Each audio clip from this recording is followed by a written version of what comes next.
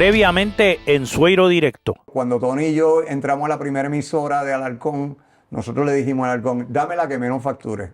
¿Entiendes? Es como que dame la que peor en rating esté y la que menos facture, dame esa. Que con eso es que nosotros queremos arrancar. Y revolucionaron el mercado completo porque fue la primera estación de radio interactiva con otros medios de comunicación. Y así mismo le dijimos a Salsoul también, le dijimos, ¿cuánto estás facturando ahora? Eso no es nada. Dale, vamos a hacer esto ahora. Y le damos como que nos poníamos metas, que todo lo que nosotros dijimos que íbamos a lograr y a todos los compromisos que hicimos, todos lo lograron y lo logramos y lo superamos, gracias al Señor. El Bayou. El Bayou también. Eso es uno de los programas más exitosos de la historia de la radio de Puerto Rico. Es correcto. El rating de televisión se decía que tenía el Bayou. O sea, de un auditorio disponible para radio, que era como se medía en aquella época, de ese auditorio disponible para escuchar radio, nosotros dominamos el 80%. ¡No! O sea, del disponible. Era como algo impresionante porque nunca eso no en la se historia de Puerto Rico, nunca se había dado un fenómeno de esa envergadura. Así de fuerte era el Bayou. Tú tienes 6'4" ahora mismo, ¿verdad? Yo tengo 6'3". 6'3". Cumple 6'4" en octubre. En octubre 8. Sí. Ah, ok. O sea, de acuerdo a Grelo, te quedan como 15, 20 años en la radio. A los 80. Lo que pasa es que yo he tenido que lidiar con un montón de retos personales a nivel de mi propia... O sea, yo tengo la cuestión esta de la memoria ha sido un asunto que me ha retado bastante. Eso fue por el tratamiento directo de quimioterapia al cerebro. Por la quimioterapia directa al cerebro. Ese síndrome o eso que me da es lo más difícil con lo que yo creo que yo he tenido que bregar, porque me pone un poco inseguro, como yo tengo tantos compromisos y tantas cosas con las cuales tengo que lidiar. Te afecta principalmente la memoria corta, ¿verdad? Sí, principalmente, la memoria corta. Y me protejo ya, tú sabes, he logrado encontrar maneras de cómo funcionar. Mayormente Jaime, mi asistente. Que todo sea alrededor de tú. Exacto, que sabe quién más o menos cómo opero y me cora, que le tengo yo digo, mi parte del cerebro que funciona, no vive dentro de mí, es una persona y se llama Jaime Cora.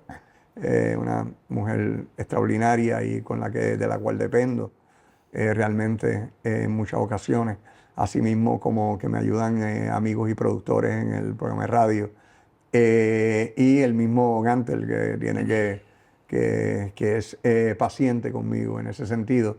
Pero yo trato de, en la medida en que pueda, jamás usarlo como excusa a nada, que yo vaya a fallar por eso o a no hacer mi trabajo o a no cumplir con las cosas que tengo que cumplir. O sea, yo no lo utilizo jamás como una excusa y el día que lo haga el día que yo use eso como excusa me retiro de verdad. ¿Te ves 10 años más abajo en la radio todavía? Yo mientras yo pueda, yo voy a seguir. Y cuando no pueda, creo que se va a notar. O sea, sí, como Biden. Como Biden. Creo que en algún momento alguien me va a tener que decir como que hey, ya, papi. No está, ya, ya no, dale, vete a mirar, vete al balcón allí, mécete un rato. Pero es que yo, sinceramente, yo he probado, tuve por varios años después del cáncer que probé esa vida, como que no voy a hacer mucho, voy a tratar de cogerlo suave. No está en ti. Es que literalmente me tengo hasta miedo porque me autodestruyo. O sea, es como que un estado que yo no reconozco, no sé cómo bregarlo. Tú sabes, funciono mejor cuando las cosas en María, en crisis, ¿entiendes? No la llames, perdón, no digas eso ni... Pero lo que yo te quiero decir es que en crisis como que me siento en o sea, como que funciono bien. Hay otra gente que está como que perdida, pero yo estoy, tú sabes, enfocado y sé cómo bregarlo. Así que eso es tengo que, en algún momento alguien me va a tener que decirle, mira, pa, ya. ¿Te ves alguna vez en la televisión otra vez? No, man. No, porque no hay yo cómo disimular lo que me pasa en televisión. ¿Y qué te pasa en televisión? Tuviste Lo Sé Todo no hace mucho. Sí, pero lo que pasa es que por lo menos si estuviera en un foro así de mucha gente, pues sí, es más fácil. Pero si soy yo que tengo que construir lo que voy a hacer, no, porque tengo me brincan cosas en la cabeza que no conecto correctamente y entonces pues necesito el buffer de los demás. Pero ¿cómo tú explicas eso? Porque tú tienes una conexión increíble en la radio y me estás diciendo que esa misma no la tienes Sí, pero lo que pasa es que en la televisión. radio uno habla en pedazos. Ajá. No sé si me explico, Sí, sí, sí. pero no es cuando Hay más tiempo tú para hacer explicar las cosas en la radio. un monólogo, tú tienes que tener todo conectado en tu cabeza. No hay pedazos. Es one delivery. Ese one delivery es el que yo no tengo. Incluso si lo trato de hacer en radio, el one delivery en un momento dado se me va a ir el buffer de la memoria y entonces voy a llegar como que, ¿qué va ahora? ¿Entiendes? Pero aquí estás teniendo una conversación conmigo y Sí, esto pero tú está me por estás... televisión Pero y, estamos... y está perfectamente aquí. No puedes decir eso, porque primero que no hemos ido cronológico, Ajá. ¿entiendes? Hemos ido brincando de aquí para allá, Brincando. de acá. La razón por la cual hemos ido brincando es porque yo no tengo la cronología, Exacto. ¿entiendes? Yo tengo cantos en mi cabeza y sí los puedo unir. Y yo te sigo. Ahí tú me sigues. Entonces puedo sonar muy coherente todo, pero puede ser que de los 20 datos que dimos hayan 3 que no sean correctos, ¿entiendes? Porque no Pero los eso dije. le pasa a todo el mundo, No, Funky. yo sé, pero a mí me pasa de que yo después estoy viendo el programa y digo, espérate, pero eso no fue así. Así no fue, ¿qué pasó eso? Y ahí es que me doy cuenta y me da hasta rabia. Porque Ajá. digo, chacho, van a pensar que yo... Porque es que mi cerebro también me di cuenta en una entrevista que hizo algo bien peculiar.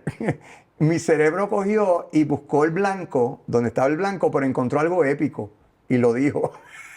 Entonces, pues, eso Estaba no fue así, produciendo. estaba produciendo. Entonces, pues, no puedo confiar, ¿entiendes?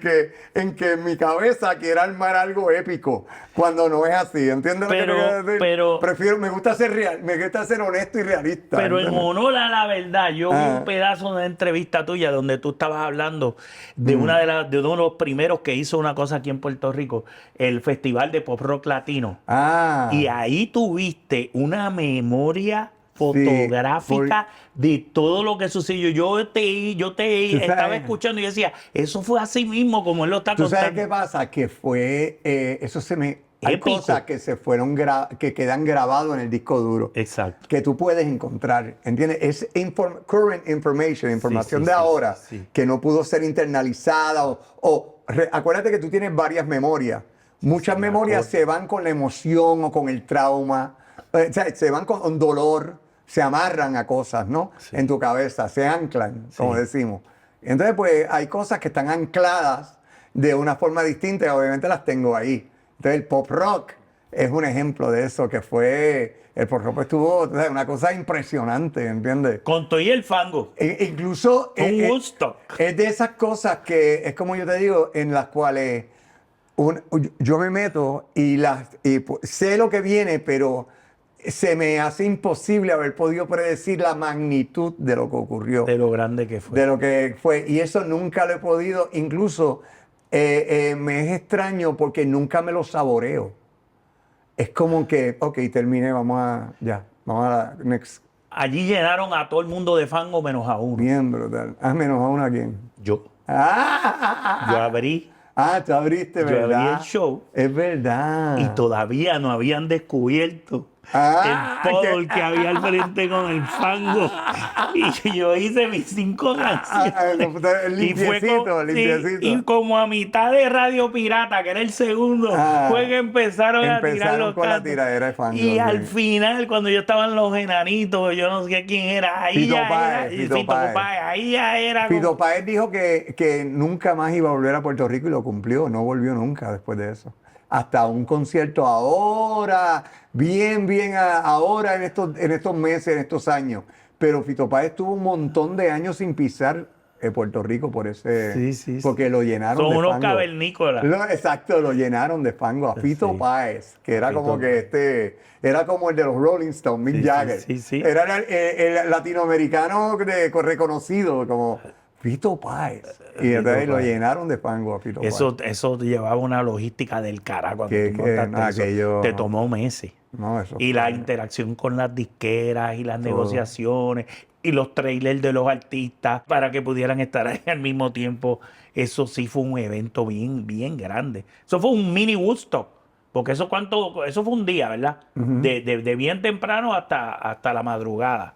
Y ahí estaba todo el mundo. Y estaba bien loco, porque eran de esos eventos que por alguna razón tú sentías que no querían hacer. O sea, ni los grupos no querían meterse a festivales. Ellos querían como que facturar ¿sabes? No, porque a mí me contratan. Las disqueras tampoco. O sea, no te creas, ese evento fue bien difícil, fue inhumano. Yo terminé con pulmonía en el hospital. Sí, O sea, yo terminé baratado. Un evento bien difícil. Bien difícil. Bien difícil de hacer. Pero eso muestra el poder que ustedes tenían en la radio. Porque también se necesitaba mucho mollero en la radio para tú lograr que esas disqueras cogieran y colocaran esos artistas. ¿Tú sabes para lo que se necesitó mollero? Que yo sentí, que la primera vez que yo creo que yo lo uso como tal, hubo 2 ocasiones en las cuales yo sentía que el mollero era algo que se podía utilizar. En la marcha de los 50,000 que hubo frente al Capitolio, que sí. ¿cómo es? Pónganse de acuerdo. Sí. Que la quisieron manipular y como decir que nosotros estamos a favor de cosas y nosotros lo único que estábamos era tratando de romper el tranque que había en esa época. Sí, el poder de convocatoria que tenían ustedes en ese programa Y ahí se demostró. Y el otro fue lo de Rosselló en el show. Sí. Ese fue el otro momento en que yo sentí que yo tenía mollero. Sí. Porque primero que Rosselló era Rosselló.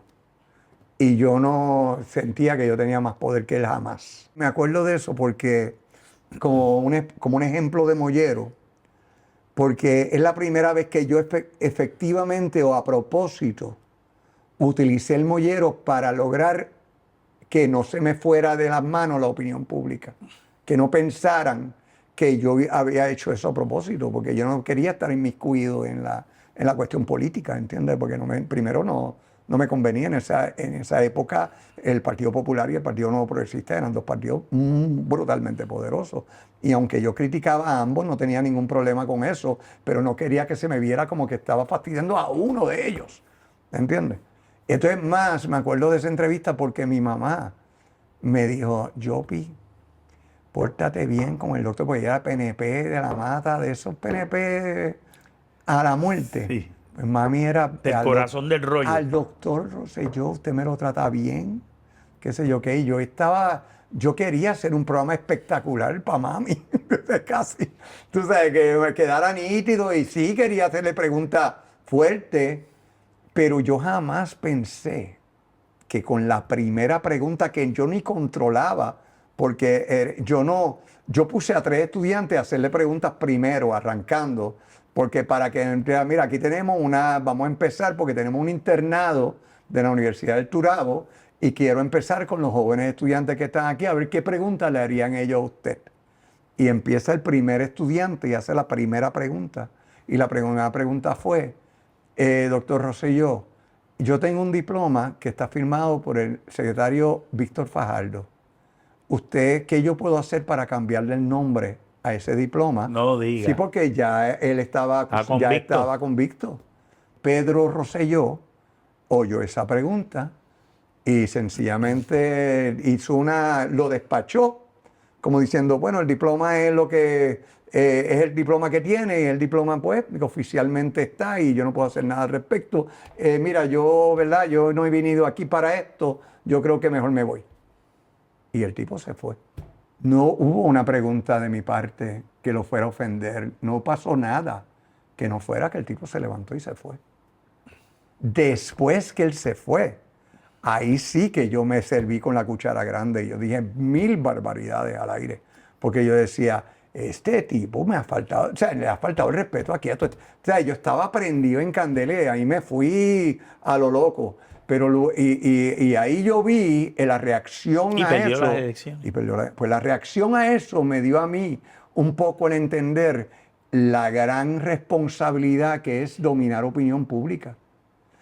Incluso me sentí mal, porque pensé, yo no tengo ningún derecho a influenciar de esta manera las elecciones o a tirarle a un candidato de esta forma, pero es que yo no hallé otra forma de... O sea, él me cogió completamente desprevenido. Yo reaccioné y al reaccionar, mi reacción fue como yo soy en el programa y de la manera, y yo de verdad que yo no entendía como el tipo, como una pregunta como esa, ¿por qué se iba a ir? O sea, no lo entendí. Entonces, todo lo malo que yo tenía en mi cabeza de él, me lo confirmó en un segundo. Entonces, yo me fui con todo lo malo, aunque él tiene un montón de cosas buenas. Pero ahí en ese momento, lo único que me vino a mi cabeza fue, este tipo no tiene ningún respeto por la gente. Él se cree la gran cosa, él se cree esto y lo otro.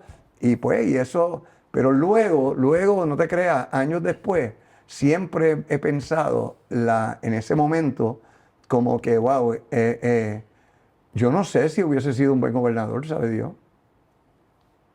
Y por esa tontería se cambia la historia de algo.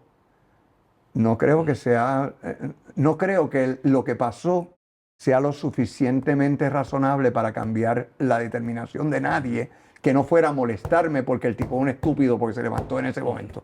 Pero fuera de eso, no habla más nada de su ejecutoria. Pero tú tenías un derecho de primera enmienda para tu expresar tu opinión. Yo sé, pero lo que yo te quiero decir es que para que tú sepas, o sea, estas cosas que mucha gente celebra y ve como algo épico hoy día, en mi caso, que pasé por eso, que lo viví, sí me parece importante.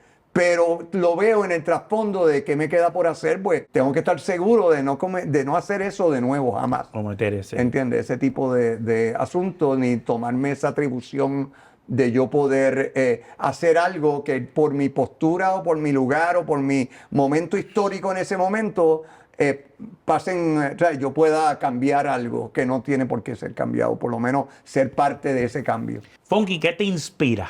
A mí me inspiran las ideas. A mí me inspiran un montón de cosas, porque a mí también me inspiran los animales, a mí me inspiran pequeños gestos de bondad. Cada vez que yo veo algo bueno que alguien hace, eso me inspira. Yo no sé, pero yo creo que yo logro abrir los ojos y de cierta manera inspirarme a empezar el día ¿sabes? Como que algo, como una aventura, como un nuevo día. Así que yo me inspiro con muchas cosas muy fácilmente, yo creo. En tu trabajo, ¿eres alma o eres conciencia?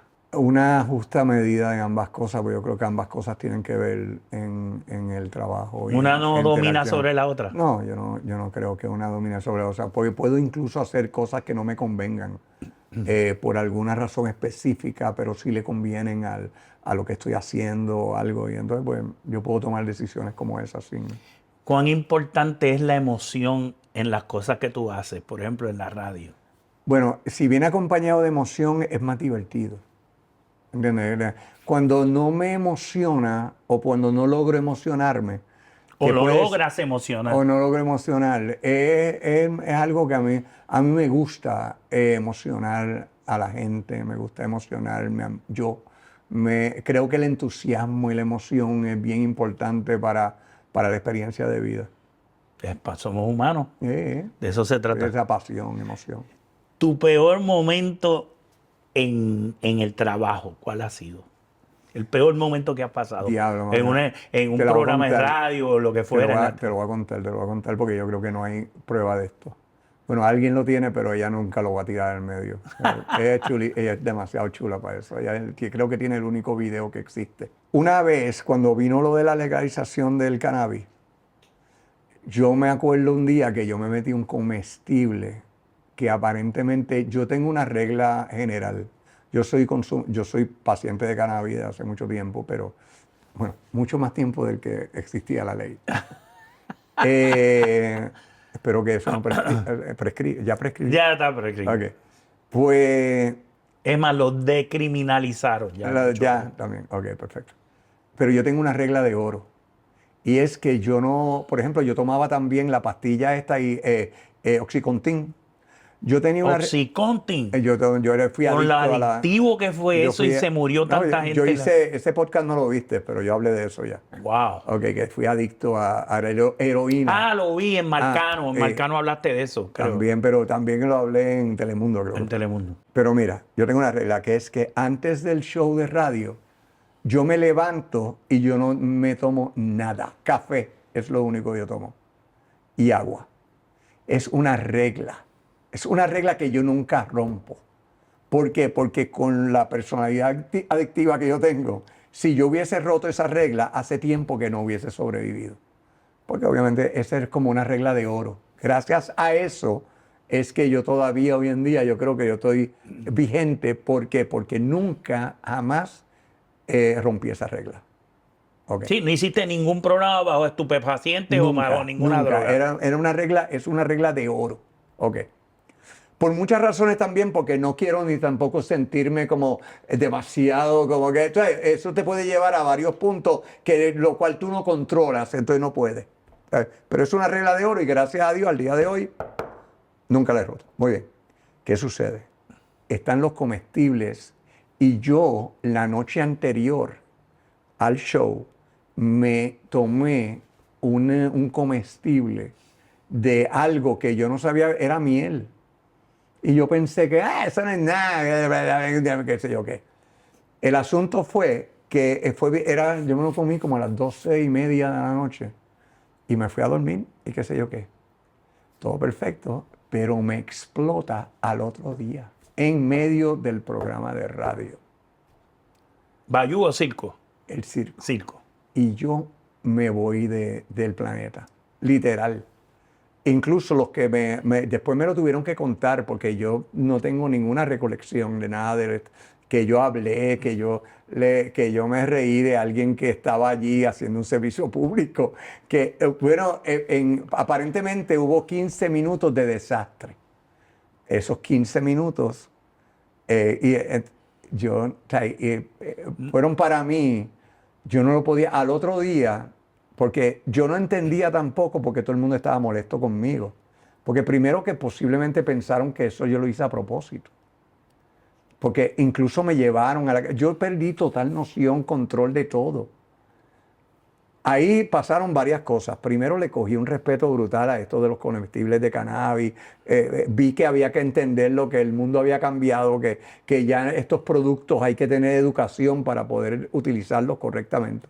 Y yo pues me he dedicado incluso gran parte a poder hacer eso, a poder dosificar y a poder crear como que diferentes tipos de microdosis, porque yo creo que sí tiene un beneficio, pero no si está completamente ido, no te sirve para nada. Para ser ridículo quizás. Y entonces, pues eso yo podría decir que fue uno de los momentos más bochornosos para mí, porque había otra gente que no se supone que quizás sí hubiese sido entre nosotros. Pero, a la empresa. Todo. Y entonces destruyeron todos los tapes. Fue algo que pasó como que con ficha. Después de eso nadie habló más de eso. Pero nunca se me va a olvidar porque fue como una lección que yo dije, anda para el sirete, mano, en un momentito, y uno por desconocimiento, pero eso es lo que pasa. Hoy en día el desconocimiento no es una excusa. ¿Tu mejor momento como personalidad de radio? Haber vuelto del cáncer en Sal Soul, cuando me recibieron. Increíble. Yo me acuerdo de eso. Eso fue el momento más... Eso fue un momento... Yo me acuerdo de eso. Porque tú sabes lo que es que tú sientas que todo el mundo hizo algo por ti que tú no te mereces. Eso es porque así yo me sentía. Yo no sentía que yo había hecho nada para merecerme ni el cariño, ni el amor, ni el apoyo. Ni el apoyo que yo recibí. Fue gigantesco. O sea, por alguna razón el que se tenía que convencer que se lo mereciera yo. Porque yo entendía que, yo no lo entendí. Lo que pasa es que tú lo echaste como un valiente también.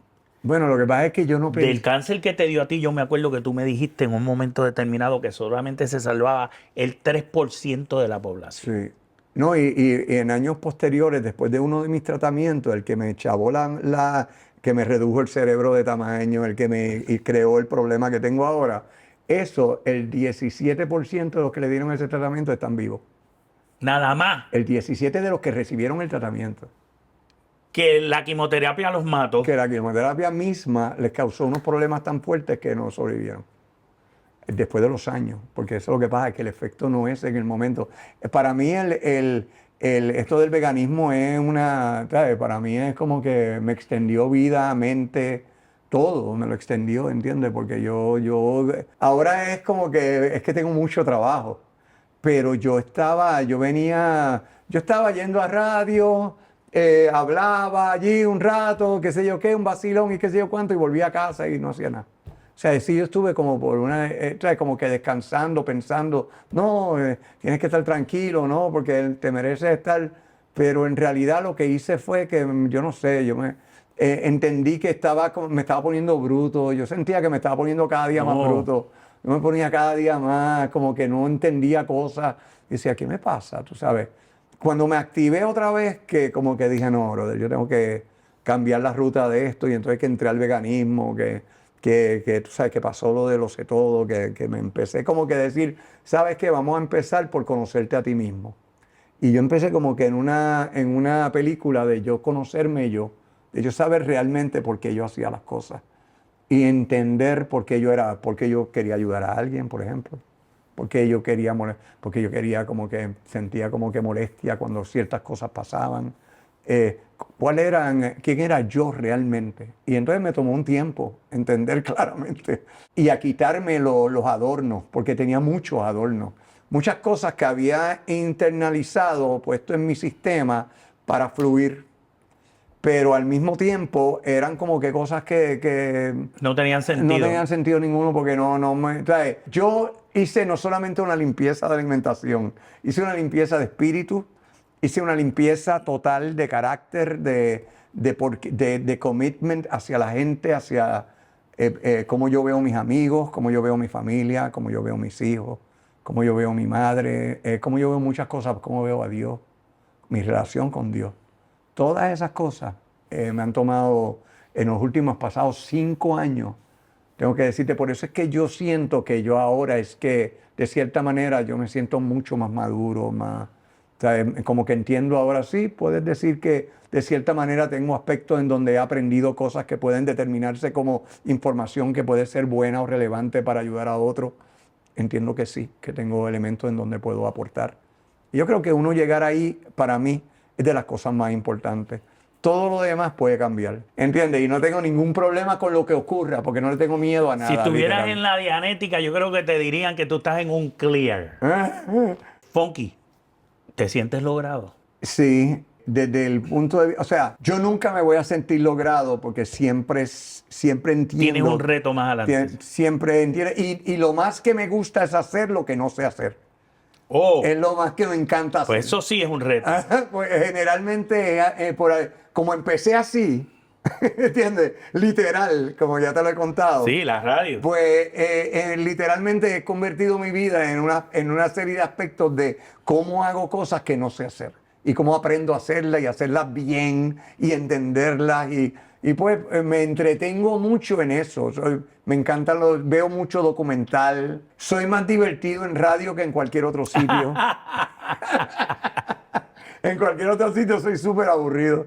Aunque mi esposa dice que la hago reír. Así que mientras haga reír a mi esposa, yo creo que eso es suficiente dentro de ese ambiente privado.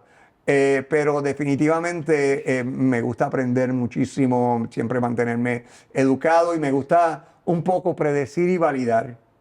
Un poco entender cosas que, por ejemplo, yo siempre dije que era un error enorme acusar a Trump, por ejemplo. A mí me pareció que yo sé que mucha gente piensa lo mismo. Yo pienso igual. Ok, muy bien. Pues yo pienso que hay muchas cosas que yo veo que no hay forma de pararlas. O sea, que aún uno sabiendo el resultado, lo que va a pasar, le es imposible uno, aún teniendo voz como yo la tengo, decirle al resto de la humanidad, miren, no hagamos eso, no nos va a llevar a ningún sitio bueno, esto no va a funcionar, todo lo contrario, va a hacer más grande el problema. Después de la convicción de Trump, como candidato levantó la cantidad de dinero mayor que ha levantado un candidato en la historia de la política de los Estados Unidos. Déjame decirte, todo lo que tú prohíbas, lo promueves, ¿verdad? Había esa ley de mercadeo, decía, ok, lo que sea que tú prohíbas, lo estás promoviendo. No importa lo que tú prohíbas, lo vas a promover, va a haber gente con curiosidad, le vas a picar la curiosidad a todo el mundo y lo estás promoviendo. Pero hoy en día yo creo que la gente se obliga, casi que tú le dices que eso es malo y lo obligas a meterse y ver por qué. ¿Entiendes? Yo creo que estamos, de cierta manera, en este afán que hoy en día tenemos de proteger a las personas, estamos creándonos un problema mayor. Porque lo que tenemos que dejar es que la gente se guaye. Se pelee las rodillas. Se peleen las rodillas y que todo el mundo cometa sus propias equivocaciones. Tenemos que, yo creo que es increíble como con todo lo que sabemos seguimos siendo seres de juicio, de pasar juicio a la gente. No, porque estés así o porque estés asado. Incluso de verdad creo que nos estamos segmentando al punto donde vamos a vivir en pequeños núcleos, eventualmente, de personas que piensan como nosotros y vamos a pensar que así se supone que vivamos, junto con robots y cosas. Exacto, vamos a un poco eso. Mira, Fonky, ¿qué piensas tú de la situación política de Puerto Rico? Yo quisiera, mano, decir que tiene arreglo, pero es bien difícil poder entender cómo. Y el problema es el siguiente. Nosotros todos tenemos corrupción. Todos nosotros. Estamos, de cierta manera, tenemos la corrupción bien metida en nuestra cultura, en nuestra forma de operar, en la manera en que somos. Y nosotros tenemos que, de alguna manera, zafarnos de esa capacidad que tenemos de hacer lo que haga falta, no en pese de lo que pase.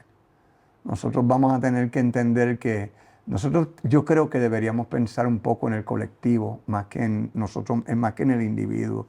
Yo sé que la cultura hoy en día es pensar en el individuo, pero yo creo que nosotros debemos, de verdad, si la persona que está al lado tuyo no está bien difícil que tú te lo disfrutes. Quizás estés bien, pero que te lo disfrutes viendo a alguien pasándola mal todos los días, viendo las noticias, cómo la gente no se educa, viendo los problemas que hay aquí y allá. ¿De verdad que tú crees que uno puede vivir tranquilo? No podemos, tenemos que involucrar, tenemos que, ¿verdad? La guerra civil que hay allá afuera con las armas y las drogas. Yo sé que la respuesta, yo quiero decir que la respuesta está en Dios, pero más que en Dios está en el respeto a lo que Dios significa, a quien Dios es en nuestras vidas. Yo creo que es un poco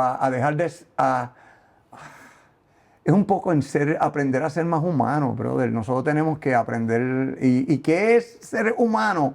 Pues, brother, la verdad es que está difícil la contestación a esa pregunta y yo creo que es lo que tú dices. Yo no me he realizado a ese punto de entender yo claramente lo que es ser humano. Porque lo que sí sé es que en la búsqueda de eso no está en lo material, no está en el odio, no está en la maldad, no está en la mezquindad, no está en el dinero.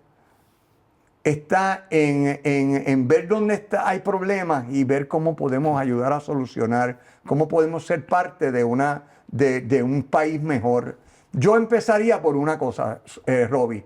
Yo trataría de decir, ok, yo no soy Dios, yo no puedo arreglar todos los problemas. Pues vamos a escoger uno, vamos a escoger educación.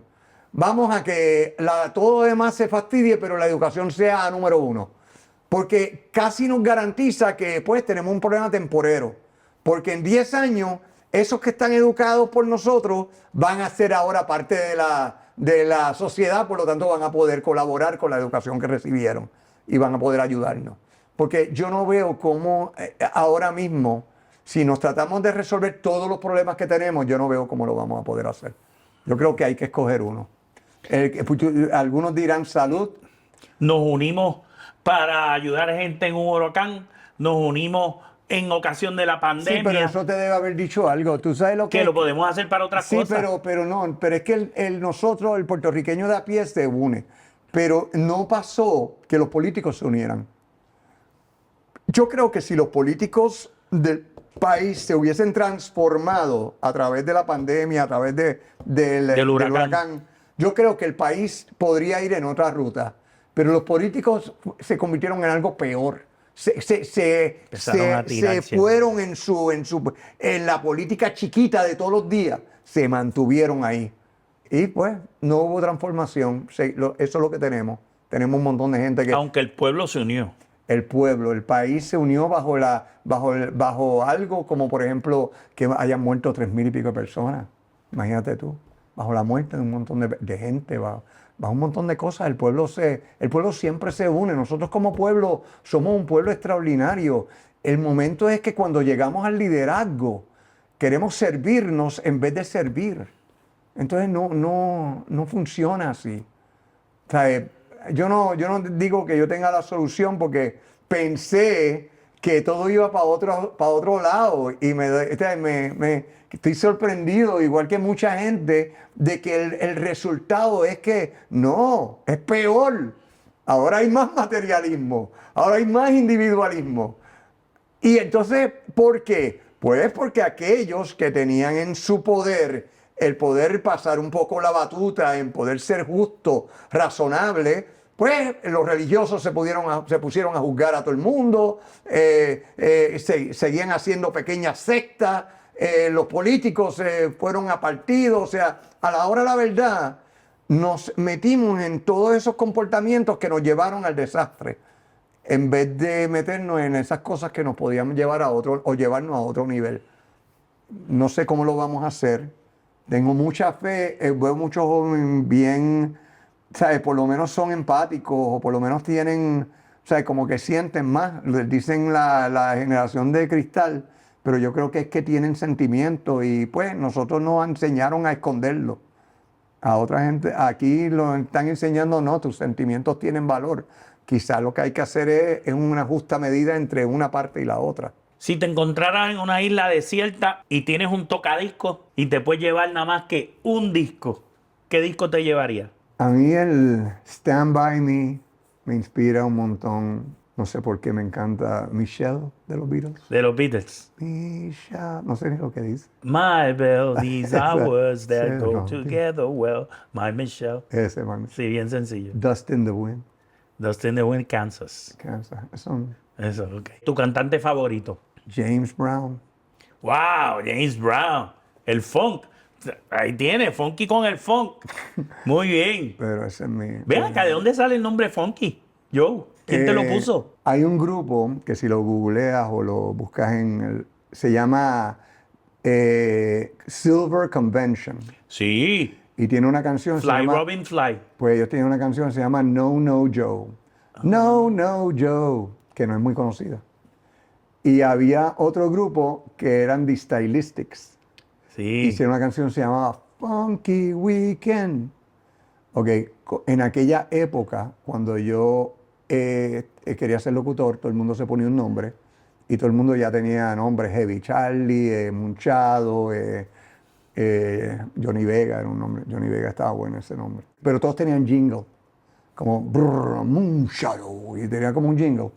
Como yo aprendí a editar desde bien, porque yo aprendí con Esteves en Radio Útil, él me enseñó a mí a editar. Yo tenía como 16 cantos de cinta por ahí, yo los juntaba y los spliceaba y ahora me encantaba editar.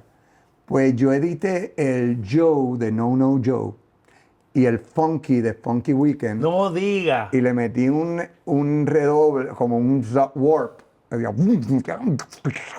Funky Joe. No me diga. Un jingle. Y ahí fue que surgió eso. Y ahí fue con el jingle, pues entonces saqué mi nombre de Funky Joe. Fuiste tú mismo que te autodenominaste. Correcto, yo mismo le puse, hice el jingle, hice todo y salí con Funky Joe.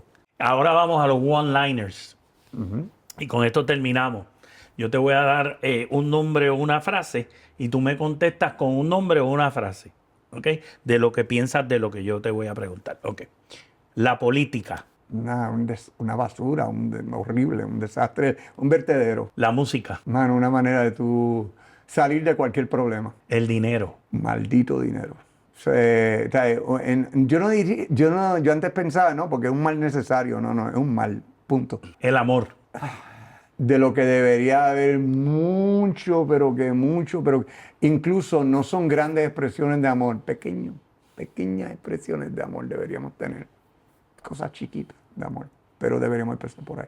El miedo. Wow, eso es una cosa que hay que evitarla, hay que sobreponerse siempre al miedo. Al miedo uno debe tratar de no, el temor es importante porque te alerta de algo, pero no debes dejar jamás que te domine.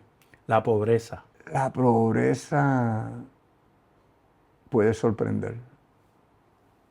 Yo creo que muchas personas piensan que la pobreza una cosa y la pobreza algunas veces sorprende porque cuando uno no tiene nada que perder, cuando no tiene nada, o se encuentra, ok, ya, pobre, no tengo nada. De pronto es una manera de liberarse. De pronto es libertad. Tu vida. Políticamente correcto, diría que ha sido una escuela, un aprendizaje continuo. Como muchas veces resulta ser de verdad, es como una guerra.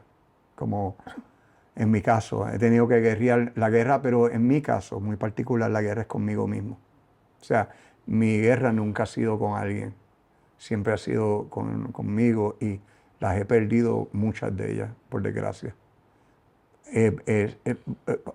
Poco a poco he sentido que las he ido ganando. O sea, conmigo, porque quizás mucha gente me ha visto de una forma, pero yo que me conozco, para mí, por primera vez siento que estoy, en muchos casos, en dominio o en posesión de quien soy de verdad. José Vallenilla Funky Joe. Ahí estamos.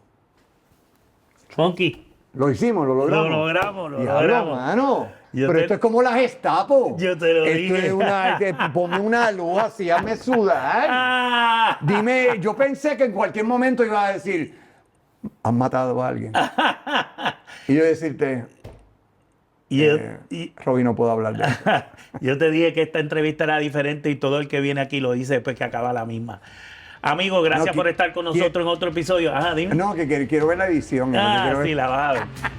Gracias, amigo, por estar con nosotros en este episodio de Zoiro Directo. Nos vemos la próxima semana con otro invitado. La longevidad y la genialidad validan el legado del pionero de la radio moderna, Funky Joe. Como parte del binomio más exitoso en la radio Puerto Rico, todos los talentos de la señal terrestre actual le deben a Funky la opulencia que experimentan. Sus conocimientos enciclopédicos deben aprovecharse por cualquier institución educativa. Propulsado por los retos de la vida, Funky se ha enfrentado y vencido muchas vicisitudes que han dado paso al molde que él mismo representa hoy día. En mi opinión, Funky es una leyenda viviente aún sin el reconocimiento que merece. Pero su historia no se ha terminado de escribir. Estaré atento a sus nuevas estrategias que sin duda serán noveles y producto de su profundo análisis del entorno que le rodea. La historia de la radio en Puerto Rico se debe medir como el periodo antes de Funky y después de Funky. Buenaventura, Funky, sigue abriendo caminos.